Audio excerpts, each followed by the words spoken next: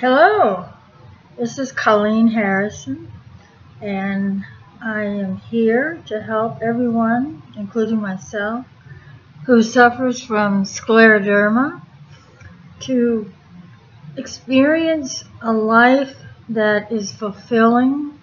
Even if you have scleroderma, there's no reason why you can't enjoy your life. You might have some pain, yes, but there are times when you won't have any pain. You can also learn to deal with the pain. Maybe not in the beginning stages when your disease is at its worst.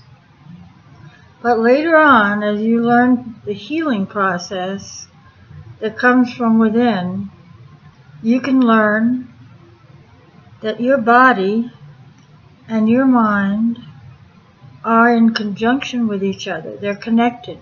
They work together.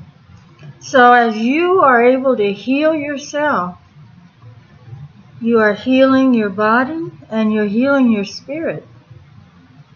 So there's absolutely no reason why you can't enjoy your life, even with scleroderma. I know it seems impossible. However, we've got to all realize that at this point in time, there is no cure for scleroderma. There are only treatments. Some treatments are better than others. Some treatments alleviate pain, alleviate depression, alleviate digestive problems. There are a lot of medications out there that are prescribed by doctors that absolutely help. They help with the symptoms. Now you must keep in mind they do not help cure the illness. The illness will cure itself through you. In other words, you working together with your spirit and your body and your mind and your emotions in a holistic manner will heal yourself. Now, sometimes the damage that's already been done by scleroderma is not something that can be repaired. However, you can still work around those scars, those injuries, those deformities that I have experienced, as well as many others, that are as a consequence of having scleroderma.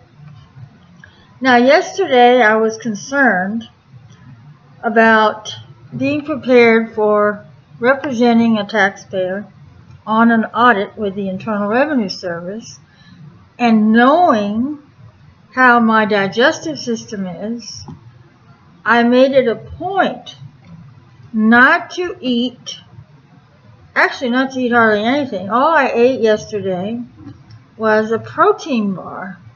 And it surprised me that because I was all anxious and worked up about what might happen at the audit, not as far as the mechanics of the audit, but as far as my bodily functions, I found that I wasn't hungry. I was able to control my appetite. Excuse the telephone, it's unpredictable, and I have no way of controlling it. I can't just turn the phone off. I could disconnect the phone, but because I'm handicapped, it's not that easy for me to disconnect the phone and then try to reconnect it, you know what I mean? So if I disconnect it, I might end up without a telephone, and I don't want to tempt fate. It is a lot more difficult for me to plug and put plugs in and take plugs out, especially the little telephone type, the ends of the little telephone connections. So that's one of the reasons I have to let the telephone ring, and I'm so sorry about that. I apologize. But please bear with me. Anyway, because I was very concerned, I didn't eat anything. I was very fortunate that I had a driver come out to pick me up. The car was very well air conditioned, beautiful, luxurious, very comfortable, because it was a long trip out to my client's office. I had no idea that the temperatures yesterday here in Phoenix, Arizona were 114 and 115 degrees Fahrenheit. I had no idea because I was extremely comfortable in this luxurious car. So I went to the audit. Everything went well in terms of my health. I had no emergencies come up. Everything functioned as it should, thank goodness. People were very considerate. But it took a lot longer. The audit was a lot more stressful and a lot more involved in detail than I had anticipated. So on the way home, I was picked up again by a driver. On the way home, I was relaxing, chilling out, but then suddenly I realized I was so hungry because I hadn't eaten all day. All I had had was a protein bar. Plus, I was somewhat stressed. I was stressed not because of anything I had done, but stressed because the IRS examiner really did not do what I had expected. Basically, this person disallowed expenses that should have been allowed. So, of course, that has to be corrected, and it will be. Consequently, the taxes owed are going to be far less. Now, when I got home, I wanted to chill out and relax. So, one of the things that I often do is just sit down and have a little tiny bottle, it's a little tiny, bottle of wine that doesn't even fill a glass. It may fill the glass a third full. And then I realized how hungry I was and that I hadn't eaten. So I threw caution to the wind and I ate a lot of food, delicious food that I cooked. And actually I cooked enough for 2 people and I ate it quickly. It was a delicious dish with pasta and cheese and just about everything in it. And I knew ahead of time that this dinner would probably, more than likely, I'd say 99% possible or probability, that it would create problems for me in my digestion. So when I, did experience the problem, which wasn't too long after I ate, I had quite a few trips to the bathroom, a lot of, diarrhea and so forth. But I knew that was going to happen. It was anticipated. And I always know that if I eat a lot, and if I'm not careful and diet very carefully, I will have those problems. So I have learned to live with that, at least in the last few months.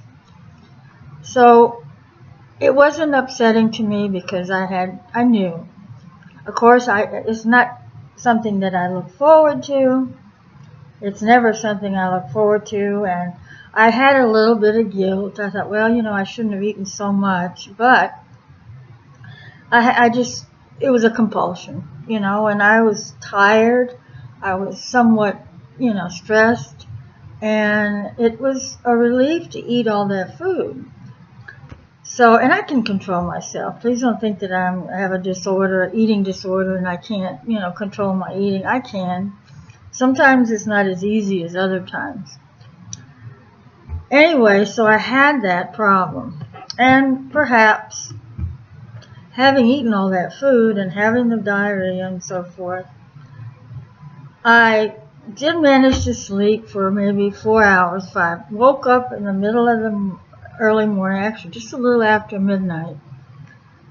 Very worried, stressed, couldn't sleep, preoccupied. So I started working again, preparing my strategy for the near future with this revenue agent, and what emails I was going to prepare, what spreadsheets I was going to work on, and so forth. But I realized that I'm lucky because I have learned to accept my situation. I have learned to recognize what will and will not cause me problems. Now, even though the ride to the audit was very relaxing in a luxurious car, I had a good time talking to the driver.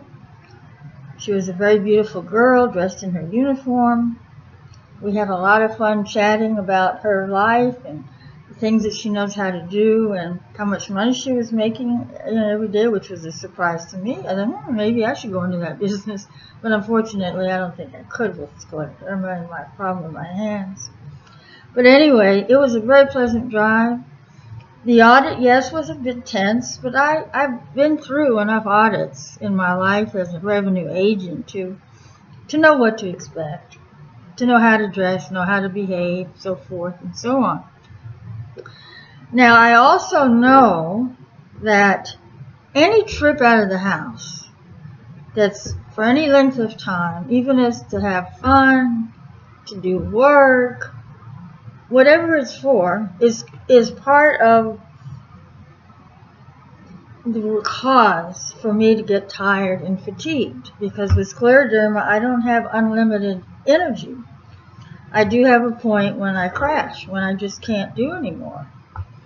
I also know that not eating anything causes a certain stress, because I know that I should be eating a little bit, a few little tiny bits throughout the day, so that my body is nourished, and also so that I don't have any emergencies with my digestive system. So I just wanted to let you know the consequences of the audit. Everything went well. The consequences of what I did after the audit, to unwind, to relax, to eat too much, was not conducive to my illness accepting it. I mean, my illness is, you know, I don't like this. Too much food. I can't digest it. And I said to my body, I'm sorry, I know. So you have to understand that when you and I do things that are contrary to good health, we have to expect consequences. I mean, we just, we're not like everyone else. Other people might be able to eat a lot without flooding, diarrhea, or, incontinence and whatever.